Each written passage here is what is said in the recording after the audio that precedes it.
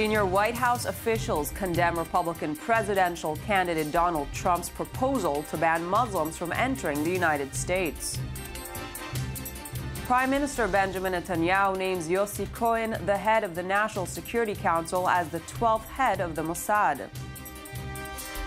And Eagles of Death Metal, the band performing when the Bataclan massacre took place, made a special appearance last night in Paris.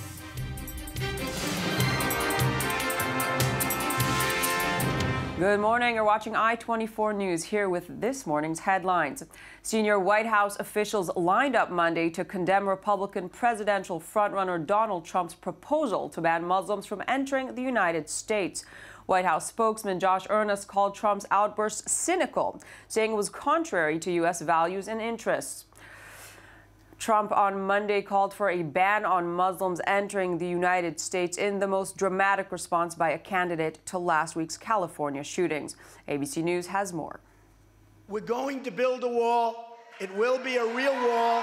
If you thought Donald Trump could not out-Trump himself, Donald J. Trump is calling for a total and complete shutdown of Muslims. With that, he has done it again. That's right, Trump calling for a total ban on Muslims coming to America. Our country cannot be the victim of horrendous attacks by people that believe only in jihad.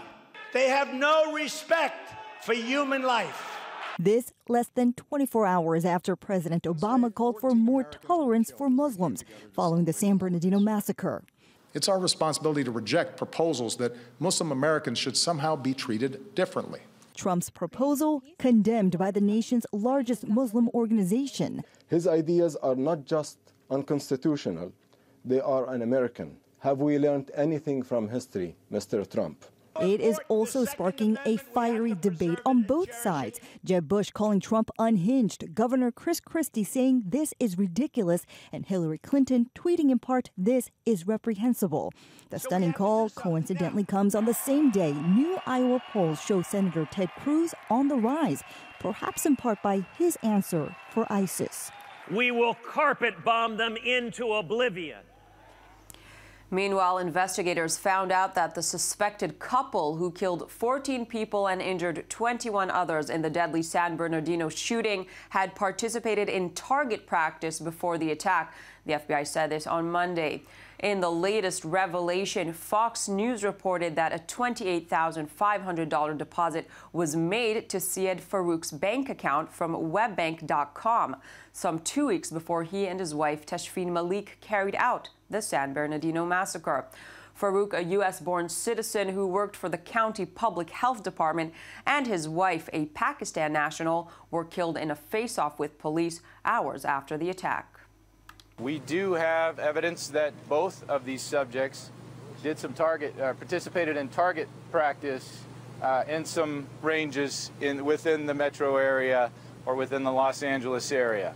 That target practice in one occasion was done within days of this event. Many of you had concerns, or questions rather, about did the female radicalize the male in this case. The answer is we still do not know, but I will say this. As the investigation has progressed, we have learned and believe that both subjects were radicalized and have been for quite some time. The Israeli Prime Minister has announced that his national security advisor, Yossi Cohen, will be the next chief of the Mossad intelligence agency.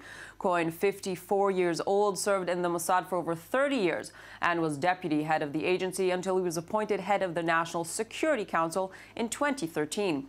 He will be replacing the current chief, Tamir Pardo, next month after 5 years in office. The announcement follows weeks of speculation over the identity of the new appointment. However, Cohen, who is considered extremely close to the prime minister, was tipped the leading candidate for the post.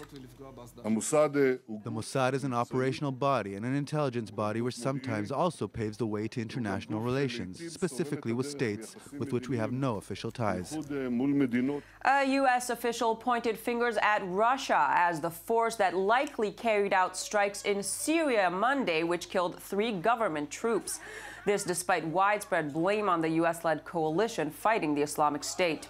Syria's ally Russia is waging an air campaign in support of President Bashar Assad and has been striking in Deir al-Zor.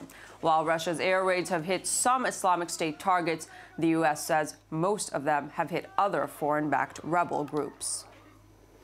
After months of fighting in a civil war that has killed nearly 6,000 people, the UN Special Envoy to Yemen announced that the warring sides will begin peace talks on December 15th. I-24 News' Danny Swibel brings us the latest on Yemen. United Nations envoy Ismail Oud Sheikh said peace talks between Yemen's warring sides will open in Switzerland on December 15th to try to end the 9-month conflict. It is the hopes the government recently returned from exile, backed by a Saudi-led coalition carrying out airstrikes on Yemen, and Houthi rebels will observe a humanitarian ceasefire so as to create a, quote, conducive environment for the negotiations. We have been strongly encouraging the parties to work on confidence-building measures, including implementing a ceasefire, releasing of prisoners, and facilitating the delivery of humanitarian supplies that would constitute positive steps in the effort to lessen tensions and ease the path to a peaceful settlement to the conflict in Yemen. Yemen's President Abdelrahman Mansour Hadi met with cabinet ministers in Aden on Sunday in the wake of a car bombing claimed by the Islamic State that killed the city's governor, General Jafar Mohammed Saad, and members of his entourage earlier in the day. The local Yemen branch of the Islamic State has stepped up operations since the outbreak of the civil war in Yemen, emerging as a forceful rival to al-Qaeda on the Arabian Peninsula, the main militant group in the country in recent years. And with the continued fighting between the two sides, it seems likely IS will surely continue to benefit. Ukraine must fight corruption and bring an end to a culture of impunity, U.S. Vice President Joe Biden said on Monday after meeting Prime Minister Arseniy Yatsenyuk in Kiev. Biden's comments came as he announced new financial aid of $190 million to help the country fight corruption and streamline its bureaucracy. The U.S. government has given Kiev $760 million in direct economic assistance since pro-Western parties took office in Ukraine more than a year ago. Biden is set to deliver remarks before Ukraine's parliament later today. The President and I and the Secretary of State have had countless encounters in person and on the telephone with our leaders, our fellow leaders around the world, particularly here in Europe, to make sure the international community stands and holds Russia accountable for the actions against Ukraine. And if they do not meet their obligations, and you do, to increase the price Russia has to pay for their illegal actions internationally. Eagles of Death Metal, the band which was performing at the Bataclan when the Paris attacks took place on November 13th, made an emotional, powerful appearance at a U2 concert in the city last night. The Californian rock band gave a rendition of Patti Smith's People Have the Power before performing their own I Love You All the Time. Security was beefed up at Monday's concert as the country remains under a state of emergency. Nothing left except to introduce you to some people whose lives will forever be a part of the city of Paris. These are our brothers, our fellow troubadours. They were robbed of their stage 3 weeks ago, and we would like to offer them ours tonight. Would you welcome the Eagles of Death Metal? Well, I think, as Bruno says, it's very good therapy for the band. It was the first time, one more time in Paris after a few weeks after the terrorist attack.